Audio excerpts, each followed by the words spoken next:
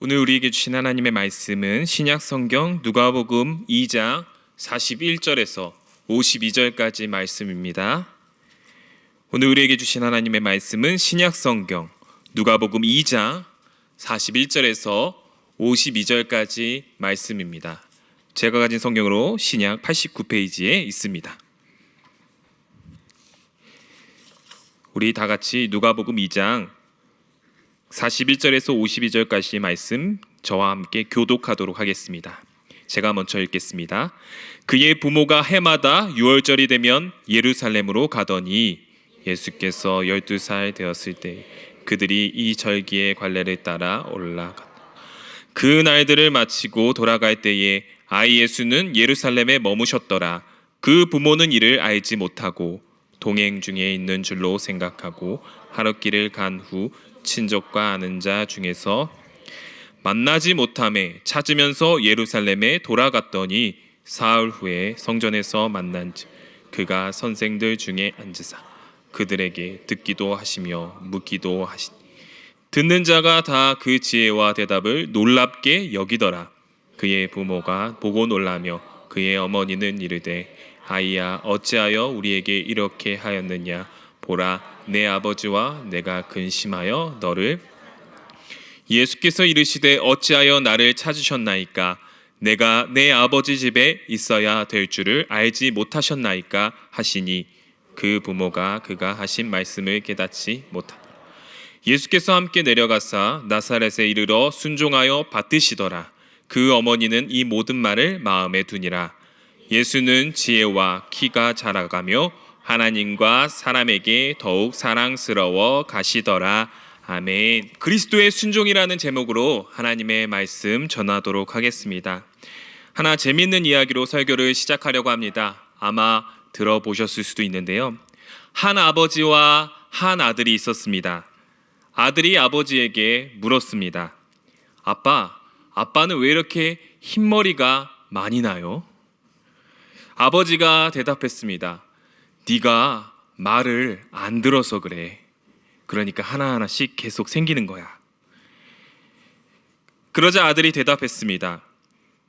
그러면 아빠는 엄청 말을 안 들으셨겠네요. 아니 왜? 할아버지 머리가 다 흰머리뿐이잖아요. 네, 재미있는 이야기지만 우리는 이런 생각을 해보실 수 있을 것 같습니다. 우리 하나님은 나 때문에 얼마나 머리가 하얗실까? 이런 생각을 해보곤 합니다. 성경은 모든 사람으로 하여금 하나님께 순종할 것을 명령하고 있습니다. 바로 그것이 복된 길이며 하나님이 기뻐하시는 사람의 본연의 모습이기 때문이죠. 그러나 우리는 하나님 말씀에 순종하는 길을 보이지 못하고 오히려 불순종하는 모습을 보일 때가 너무나도 많은 것 같습니다. 하나님께 순종하는 일은 그만큼 어려운 길이고 또 우리의 죄된 본성과 맞지 않는 길이기 때문이죠. 그러나 하나님께서는 그의 아들 예수 그리스도를 이 땅 가운데 보내시어 순종의 모범, 순종의 길을, 참된 순종의 길을 우리에게 보여주셨습니다. 오늘 말씀을 통해 그 주님이 기뻐하시는 순종의 길을 걷는 순종의 사람이 되는 저와 여러분 되시기를 간절히 소망합니다. 오늘 우리가 살펴본 누가복음 말씀은요, 예수님의 어린 시절을 기록하고 있습니다. 예수님의 이 유아 때 시기, 정말 갓난아기 때 시기는 마태복음에도 나와 있지만은 이 어린 시절 성장 과정을 기록하고 있는 성경은 누가복음이 유일합니다. 특별히 누가복음 기자는 12살 시절, 딱 12살 시절에 예수님의 그 사건을 기록하고 있는데요. 우리 한번 41절, 42절 다 같이 한번 읽어보도록 하겠습니다. 그의 부모가 해마다 6월절이 되면 예루살렘으로 가더니 예수께서 12살 되었을 때에 그들이 이 절기의 관례를 따라 올라갔다가. 아멘. 6월절, 여러분 6월절은 어떤 날이죠? 이스라엘의 가장 중요한 절기 중에 하나였습니다. 이스라엘의 3대 절기가 있다고 하죠. 바로 유월절, 초막절, 오순절입니다. 유월절은 이스라엘을 애굽에서 하나님께서 10가지 재앙으로 모세의 손을 통하여 구원해 주신 역사를 기억하는 날이죠. 특별히 예수님 시대에 유월절이 되면 많은 유대인들이, 온 지역에 흩어져 있던 유대인들이 예루살렘으로 올라와 이 유월절 명절을 지켰다고 합니다. 그런데 실제적으로 좀 현실상으로 다 갈 수는 없잖아요. 그래서 보통 여건이 안 되는 가정은 가정의 대표, 성인 남자만 가서 예루살렘에서 유월절을 지켰다고 합니다. 그런데 정말 신실한 가정은요, 여자도 남자도 어린이도 어르신도 다 같이 모여서 함께 무리를 지어 예루살렘으로 유월절을 지키러 올라갔다고 해요. 그렇게 신실한 가정 중에 하나가 바로 예수님의 가족이었다는 사실입니다. 성경은 요셉과 마리아 가정이 이 유월절을 지키러 매해마다 열심히 예루살렘으로 올라갔다고 기록하고 있습니다. 그런데 어떤 일이 일어나죠? 43절, 44절을 우리 한번 다 같이 읽어보도록 하겠습니다. 그 날들을 마치고 돌아갈 때에 아이 예수는 예루살렘에 머무셨더라. 그 부모는 이를 알지 못하고 동행 중에 있는 줄로 생각하고 하룻길을 간 후 친족과 아는 자 중에서 찾되. 이제 유월절을 마치고 집으로 돌아가는 중이었습니다. 그러나 12살 된 예수님은 아직 예루살렘에 남아 있었어요. 요셉과 마리아는 이미 하룻길을 가고 나서야 이 아들 예수가 사라진 것을 알아차렸습니다. 저는 항상 이 본문을 보면서 어렸을 때부터 얼마나 부지런한 부모였으면은 자기 자식이 사라진 지 하루 동안이나 몰랐을까라는 그런 궁금증, 또 요셉과 마리아가 무책임한 부모가 아닐까라는 생각도 들기도 했었습니다. 그러나 이 44절을 보면 친족과 아는 자 중에서 찾았다고 합니다. 요셉과 마리아가 친족과 아는 자, 이 친족은 단순히 엄마 아빠 정도가 아니라 큰아버지, 작은아버지, 고모, 이모, 조카와 같이 여러 이 대그룹 가족들이 유월절을 지키러 올라왔다는 것이죠. 그 사람들 중에서 찾았다는 것이고, 또한 아는 자 중에서 찾았다는 것은요, 이 친족뿐만 아니라 그 동네 모든 사람들, 이웃들까지 함께 유월절을 지키러 올라가는 경우도 있었다는 것입니다. 그러니까 유대인들은 남자와 여자가 구분이 명확하잖아요. 지금도 회당에서는 남자 따로, 여자 따로 이렇게 예배를 드리죠. 그래서 이 무리를 지어갈 때 성인 남자들끼리 따로 가고, 또 아낙네들끼리 따로 가고, 또 어린아이들끼리 이렇게 따로 무리지어서 갔다는 것입니다. 그렇게 수많은 사람들이 섞여서 가는데 이 아들 예수가 아이들과 잘 있겠지, 잘 놀면서 오고 있겠지라고 생각할 수 있다는 것이죠. 그러므로 이 요셉과 마리아는 갑자기 아들 예수를 찾는데 사라진 것입니다. 하룻길을 간 후에 예수님이 보이지 않자 다시 예수님을 찾으러 예루살렘으로 올라갔다고 하는 것이죠. 요셉과 마리아는 하루 종일 어린 예수님을 오랫동안 찾았습니다. 그런데 누가복음은 예수님을 어디서, 이 마리아와 요셉이 어디서 만났다고 기록하고 있죠? 성전에서 만났다고 기록하고 있습니다. 우리 46절, 47절 한번 같이 읽어보도록 하겠습니다. 사흘 후에 성전에서 만난즉 그가 선생들 중에 앉으사 그들에게 듣기도 하시며 묻기도 하시니 듣는 자가 다 그 지혜와 대답을 놀랍게 여기시더라. 아멘. 어린 예수님께서 성전에서 무엇을 하고 계셨습니까? 성경은 성전에서 예수님이 듣기도 하며 묻기도 하고, 그리고 랍비들과 소통하고 있는 그러한 예수님의 모습을 우리에게 보여주고 있습니다. 유대인들의 교육 방식이죠. 하브르타, 여러분들 아시죠? 유대인들의 교육 방식은 이렇게 공부할 때 그냥 책을 보고 우리나라처럼 독서실에서 조용하게 공부하는 것이 아니라 계속 묻고 답하고, 그리고 가르쳐주고, 서로 가르쳐주고 질문하는 그러한 교육 방식이에요. 그래서 한국인들이 그 이스라엘 도서관에 가면은 깜짝 놀란다고 합니다. 왜요? 돗대기 시장 마냥 엄청 시끄럽다고 하는 것이죠. 왜냐하면 서로 막 가르쳐주고 질문하고 토론하는 장이 바로 도서관이기 때문이에요. 그래서 많은 유대인들은 정말 훌륭한 사고방식과 그런 교육 방식을 가지고 좀 지혜자가 많이 생겨나는 것 같습니다. 성경은 어린 예수님이 지금 성전의 학식 높은 랍비들과 하나님 말씀으로 함께 이렇게 묻고 답하고 토론하는 모습을 우리에게 보여주고 있습니다. 오히려 이 성경 지식이 랍비들을 이렇게 압도하고 있는 모습처럼 보여주고 있어요. 랍비들이 이 예수님의 지혜에 놀라워하죠. 모두가 놀라워하고 있습니다. 정말 우리도 이 모습을 보면 예수님이 정말 지혜의 근원이시구나, 지혜로우신 예수님이시구나, 참 아름다운 모습으로 보이곤 합니다. 그러나 이와는 대조적으로 예수님의 지금 부모들, 육적인 부모들 마리아와 요셉의 마음은 어떠했을까요? 아마도 자녀를 잃은 그 마음이 지옥과도 같은 마음이었을 것이라는 것이죠. 그래서 48절, 49절 이렇게 얘기합니다. 48절, 49절 한번 읽어볼까요? 그의 부모가 보고 놀라며 그의 어머니는 이르되 아이야 어찌하여 우리에게 이렇게 하였느냐? 보라 내 아버지와 내가 근심하여 너를 찾았노라. 네. 여러분 혹시 자녀를 잃어버렸다가 찾아보신 적 있습니까? 이런 경험은 하면 안 되지만 만약 이런 경험이 있다면 정말 그 찾지 못하는 순간이 너무나도 지옥과도 같을 거예요. 우리 전단지 보면, 붙어있는 전단지 보면은 10년째, 20년째 자기 아들과 딸을 찾지 못하는 사람들도 있지 않습니까? 그 부모의 마음이 얼마나 지옥과도 같을까요? 잃어버렸던 아들을 찾는 것은 찾았으니까 감사하지만 그동안 이 일을 이렇게 크게 만든 아들 예수에게 이 마리아와 요셉은 너무나도 단단히 화가 난 마음이었을 것입니다.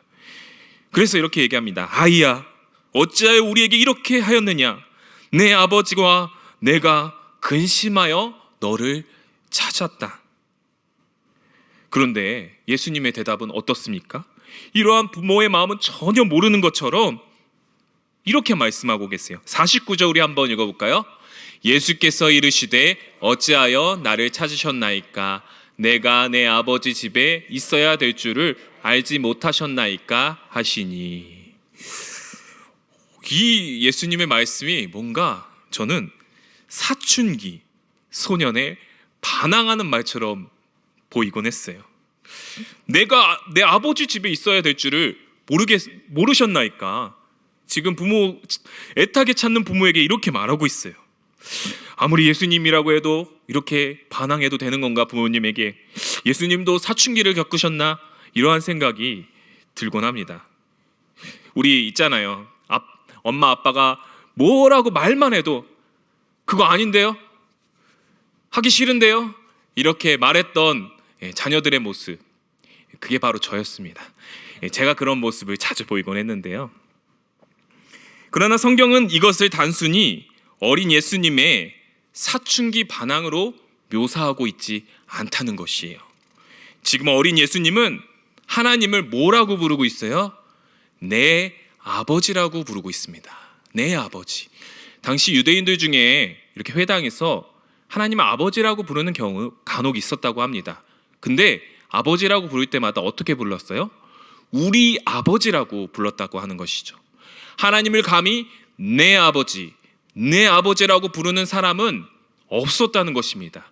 오직 예수님만이 유일했다는 것이에요. 예수님이 처음 시작하셨다는 것입니다.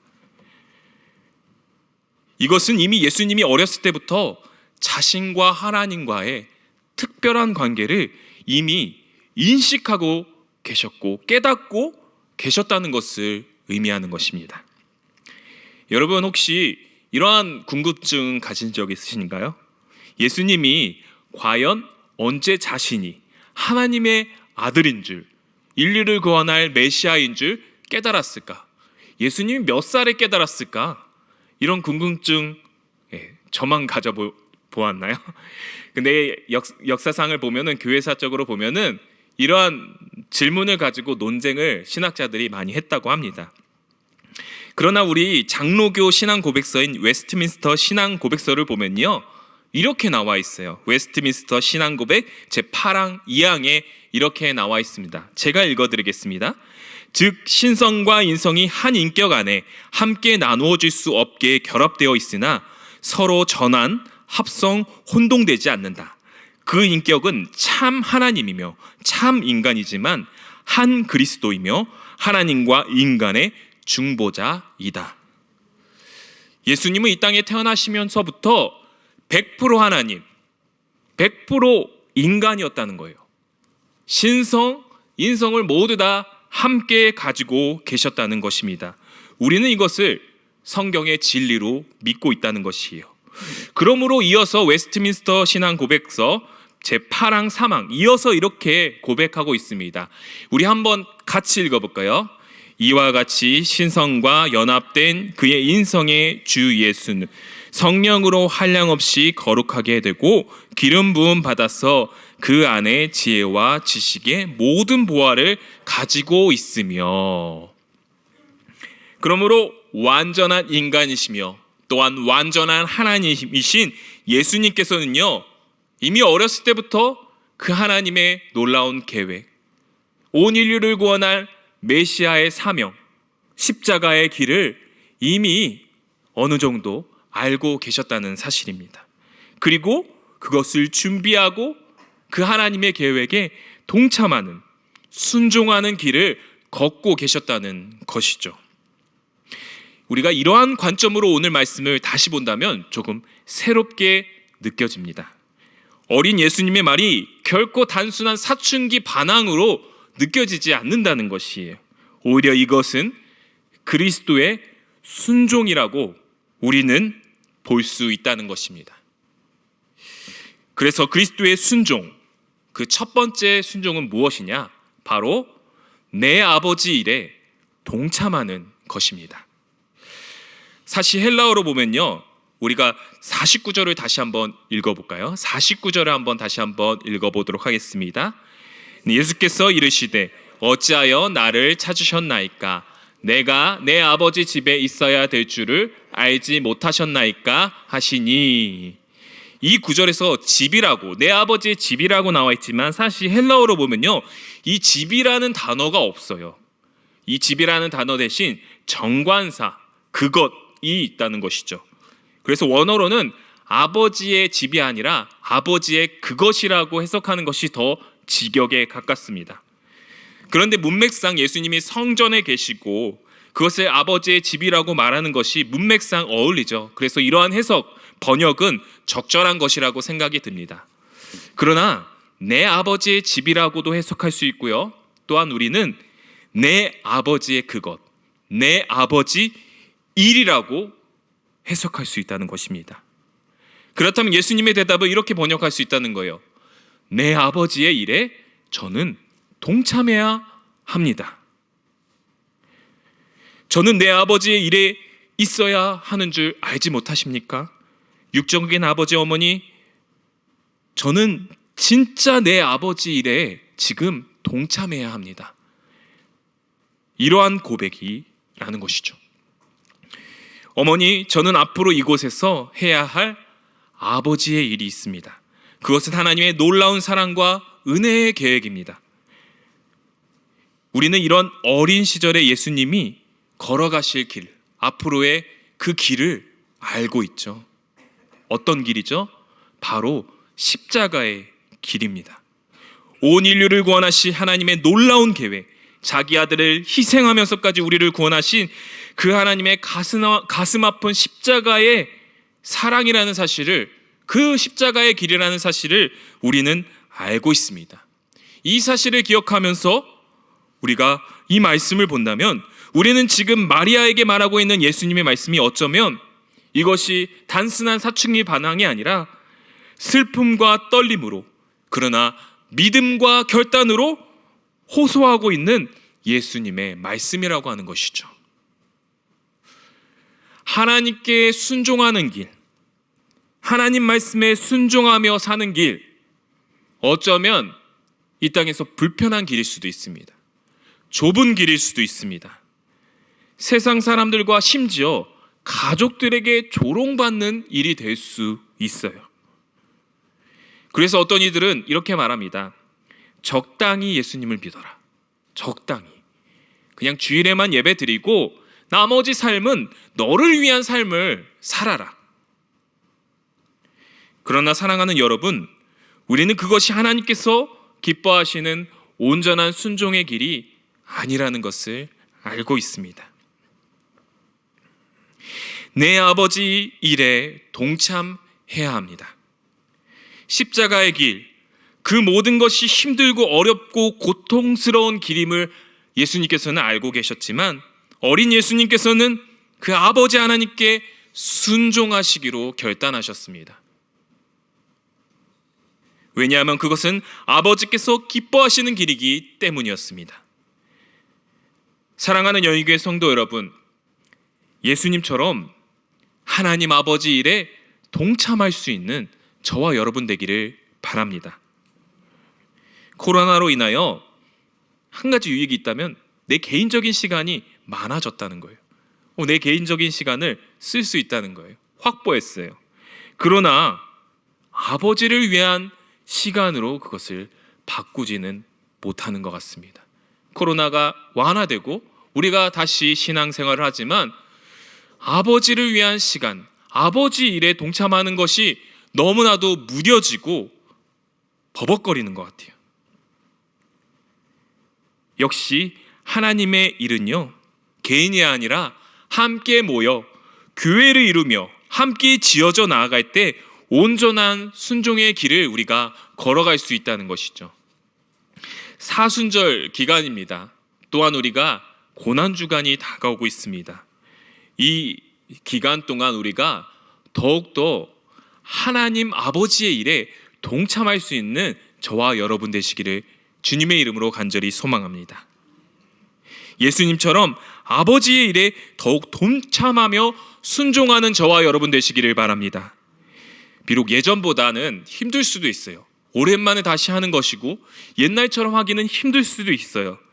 그러나 그것이 하나님 아버지께서 기뻐하시는 일이라면 기쁨으로 순종할 수 있는 저와 여러분 되시기를 바랍니다.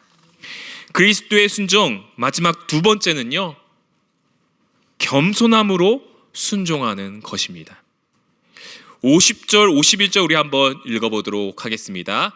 그 부모가 그가 하신 말씀을 깨닫지 못하더라. 예수께서 함께 내려가사 나사렛에 이르러 순종하여 받드시더라.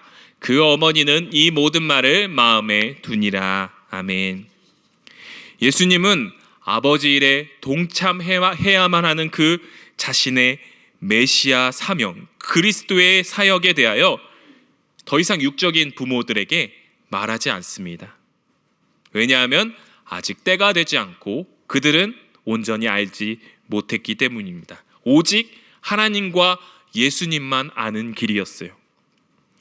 예수께서 함께 내려가사 나사렛에 이르러 순종하여 받드시더라.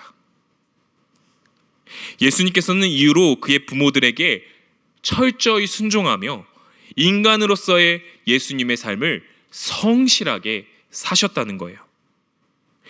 신적인 성품을 가진 예수님께서 어쩌면 이 평범한 인간의 삶이 답답하셨을 수도 있어요. 그리고 성경학자들이 말하기를 예수님은 정말 어린 시절에 육적인 아버지 요셉을 잃었다고 합니다.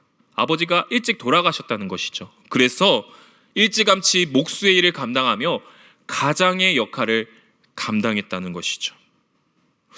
나는 온 인류를 구원할 메시아로 이 땅 가운데 왔는데 지금 목수의 일, 천한 목수의 일을 하고 또 이 가족을 책임지는 가장의 역할을 감당하고 있는 것이 너무나도 초라하다라고 마음이 느껴질 수도 있을 것 같습니다. 그러나 예수님께서는 그 모든 인간적인 삶을 조용히, 묵묵히, 성실하게 아버지의 때를 기다리며 순종하셨습니다. 생각보다 많은 사람들이 교회를 다니는데요, 다니면서 점점 시간이 지날수록 이런 마음이 든다고 합니다. 교회에서 뭔가 대우를 받고 싶은 마음이 생겨요. 또한 내 목소리를 높이고 싶은 마음이 생길 때가 있어요. 내가 하고 싶은 대로 교회에서 하고 싶고 내가 하고 싶은 대로 교회가 움직여주길 바라는 마음이 생길 때가 있는 것 같습니다. 그러나 그것은 하나님이 기뻐하시는 온전한 순종의 모습이 아니라는 것이죠. 어린 예수님께서는 인간의 삶, 답답하지만 초라하지만 그 삶을 묵묵히 순종하셨습니다. 가정을 책임지시며 목수의 일을 하시며 하나님의 때를 묵묵히 기다리며 겸손함으로 순종하셨습니다. 앞으로 그는 세상 죄를 지고 말할 수 없는 고통의 길을 걸어가실 것입니다. 이 모든 어려움과 고통을 알고 있음에도 불구하고 12살 예수님은 묵묵히 그 십자가의 길을 순종으로 걸어가셨다는 것이죠. 사랑하는 연희교회 성도 여러분, 하나님이 기뻐하시는 온전한 순종의 길로 걸어가시는, 그것을 정말 묵묵하고 성실하게 걸어갈 수 있는 저와 여러분 되시기를 소망합니다. 내가 원하는 방향, 내가 하고 싶은 일, 내 욕심대로 걸어가고 싶은 그 길이 있지만 그 모든 것을 내려놓고 주님이 기뻐하시는 겸손의 길, 순종의 길을 걷는 저와 여러분 되시기를 주님의 이름으로 간절히 소망합니다. 그러한 겸손함으로 순종의 길을 걷는 자들에게 하나님께서 주시는 축복이 무엇입니까? 우리 마지막 절 52절을 함께 읽어보도록 하겠습니다. 예수는 지혜와 키가 자라가며 하나님과 사람에게 더욱 사랑스러워 가시더라. 아멘. 이것을 어린아이들에게만 이렇게 많이 말씀을 전하고 말씀을 주고 그러는데요, 사실 이것은 우리 모두에게 적용될 수 있는 말씀입니다. 하나님과 사람들에게 사랑받고 기쁨이 되는 삶, 그것이 바로 이 예수님의 순종의 삶이라는 것을 믿으시는 저와 여러분 되시기를 주님의 이름으로 간절히 소망합니다. 한 가지 이야기를 말하고 말씀을 맺도록 하겠습니다. 여러분은 신명기 마지막 부분에 가나안 땅에 들어가지 못한 모세의 이야기를 알죠? 모세는 그 하나님께서 명령하신 것을, 반석에 물이 내라는 그 명령에 좀 자신의 성을 내어 하나님의 거룩하심을 드러내지 못하는 그런 실수를 범해요. 그래서 가나안 땅 코앞에서 가나안 땅에 들어가지 못하는, 40년 동안 광야에서 이스라엘을 이끌었지만 결국 가나안 땅에 들어가지 못하는 모세의 그 약간 초라한 모습이 신명기 마지막 부분에 나타납니다. 그러나 이 정황을 어떤 작자 미상이지만 어떤 분께서 영화의 한 장면 같이 묘사를 하셨어요. 제가 그거를 한번 읽어드리도록 하겠습니다. 가나안을 거절당한 모세. 하나님께서 말씀하십니다. 가나안 땅에 들어가지 못한 것이 슬프냐? 모세가 대답합니다. 아닙니다. 분하고 괴로우냐? 아닙니다. 그런데 왜 울고 있느냐? 너무 기뻐서 그렇습니다. 왜 기쁜 것이냐? 모세는 대답합니다. 가만히 생각해 보니 지금까지 광야에서 하나님과 함께했던 날들이 제게는 가나안이었습니다. 하나님 말씀에 순종하며 살 수 있었던 것이 바로 그 광야가 바로 저의 가나안이었습니다. 성경에 나타난 이야기는 아니지만 정말 잘 묘사한 것 같아요. 사랑하는 연희교회 성도 여러분, 하나님께 순종하는 길은요, 기쁨의 길인 줄 믿습니다. 예수님도 그 십자가의 길, 순종의 길을 기쁨으로 걸어가셨습니다. 저는 아버지 일에 동참할 것입니다. 겸손과 기쁨으로 그 십자가의 길을 감당하고 걸어가고 순종할 것입니다. 이러한 그리스도의 순종을 본받아 하나님이 허락하신 오늘 하루, 남은 인생, 앞으로의 인생, 주님이 기뻐하시는 순종의 사람, 온전한 순종의 길을 걷는 저와 여러분 되시기를 주님의 이름으로 간절히 소망합니다. 기도하시겠습니다.